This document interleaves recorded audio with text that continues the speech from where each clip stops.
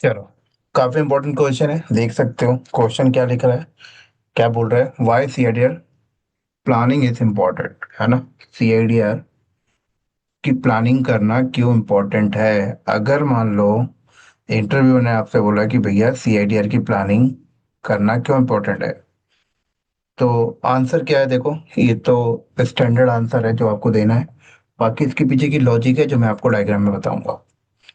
तो पढ़ो एक बार आंसर क्या लिखा है। कह रहे CIDR planning is important because poor IP planning can create overlapping network issue. Overlap, अगर आपने प्लानिंग सही नहीं किया तो ओवरलैपिंग नेटवर्क इश्यूज आपको फेस करने पड़ेंगे।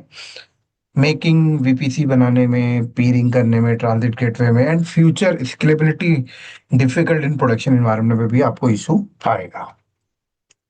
ये तो चलो स्टैंडर्ड आंसर हो गया। सबसे पहले तो अगर आप आईपी की प्लानिंग कर रहे हो ना, तो सबसे पहले आपको आईपी की क्लासेस के बारे में आइडिया होना चाहिए और पता होना चाहिए कि कौन कौन सी क्लासेस होती हैं। Class A, class B, class C, class D और क्लास ई। ठीक है, इनकी रेंज पता होना चाहिए। क्लास डी और ई तो छोड़ दो, ये तो हम यूज ही नहीं करते। हम यूज करते हैं class A and class B और क्लास सी। कौन कौन सी यूज करते हैं।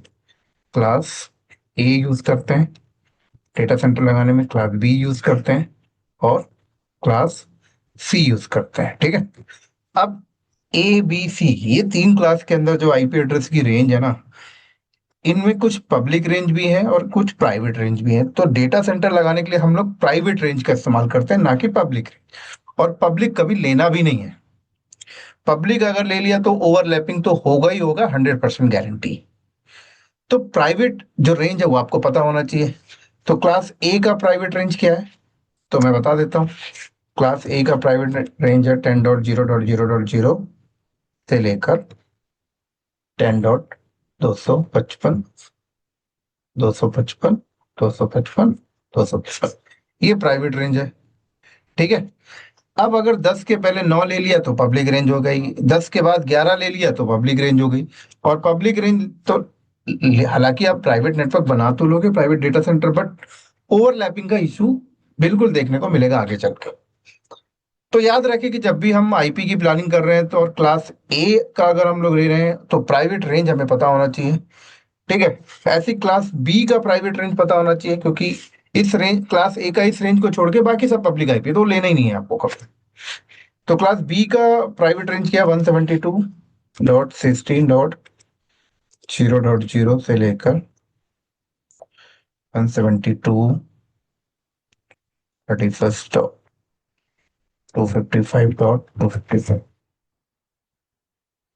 ठीक है, अब ये जो बी का रेंज है 172, 16 से लेके 172, 31, तो हमेशा ध्यान रखना 172, 172.17 पब्लिक हो जाएगा, और वहीं 172.15 होगा तो पब्लिक हो जाएगा। वहीं 172.31 के बाद 32 है तो पब्लिक हो जाएगा। तो यही प्राइवेट रेंज लेके चलना है अगर अपना डेटा सेंटर बना रहे हो। ऐसी क्लास बी का है 192.168.255.255, 0.0, 192.168.255.200, ये क्लास सी का है।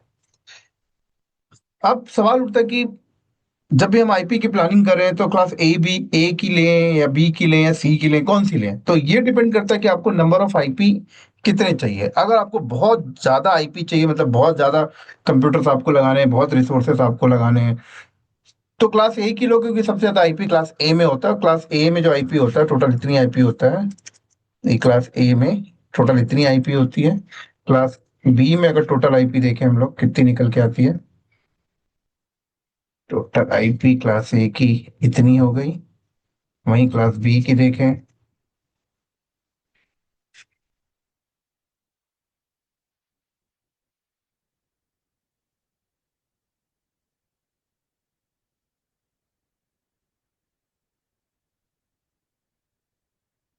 वहीं क्लास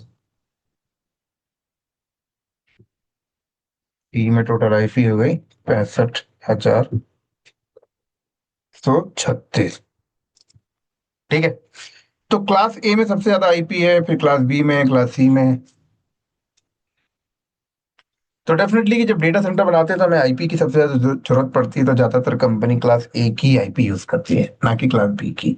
तो ये कुछ इंपॉर्टेंट पॉइंट है, जब भी आप आईपी की प्लानिंग करो तो इन चीजों का ध्यान रखो, है ना, कि भैया class A B C D E, D और ई तो यूज करेंगे ही नहीं, ए बी सी यूज करेंगे। और ए बी सी में पब्लिक रेंज कभी मत यूज कर लेना, ठीक है, हमेशा प्राइवेट रेंज यूज करना, जो मैंने स्क्रीन में लिखा है तो यही रेंज से आप यूज करना। अब क्लास ए लें, बी लें, सी लें, ये कैसे प्लानिंग करना होता है ये डिपेंड करता है कि फ्यूचर में कितना बड़ा डेटा सेंटर है, ठीक है। तो क्लास ए में सबसे ज्यादा आईपी है, तो मोस्टली सारी कंपनी क्लास ए का ही रेंज यूज करती है। अब सवाल उठता है कि क्लास ए में, ए का आपने सिलेक्शन कर लिया और रेंज यही ले लिया, अब आगे कोई गड़बड़ी ना हो तो किस चीजों का ध्यान रखना। तो कई बार कंपनी गड़बड़ क्या कर देती है, जैसे कंपनी के अंदर मल्टीपल इन्वायरमेंट है, मल्टीपल वीपीसी है, जैसे कि मान लो एक डेव डेव टीम है, ठीक है, और एक डेव टीम है कंपनी के पास, एक कंपनी के पास प्रॉड टीम है, और एक कंपनी के पास टेस्ट टीम है। और मान लो डेव टीम क्या नेटवर्क सेटअप कर रहा है, उन्होंने ये सी आई डी आर ले लिया, फॉर एग्जाम्पल ये ले लिया, ठीक है, और इन्होंने भी यही ले लिया, मान लो फ्यूजर में इन्होंने भी यही ले लिया।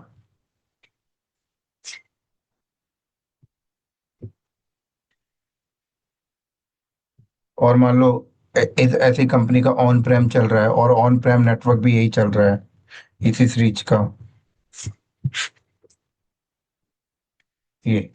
तो अगर डेडिकेट डेडिकेट चला रहे हो, जैसे कि इससे इसको कोई लेना देना नहीं है, इसको इन तीनों से कोई लेना लेना देना नहीं है, एक आइसोलेटेड है, ये अपना आइसोलेटेड है, ये अपना आइसोलेटेड है, तो कोई दिक्कत नहीं, इजिली चलता रहेगा। लेकिन फ्यूचर में कभी बात आती है यार कि ये वाली वीपीसी को इसके साथ कनेक्ट करना है, पीरिंग करना है, ऑन प्रोमाइस को इसके साथ कनेक्ट करना है, तो नहीं कर सकते आप, ओवरलैपिंग हो जाएगी क्योंकि सेम सेम है।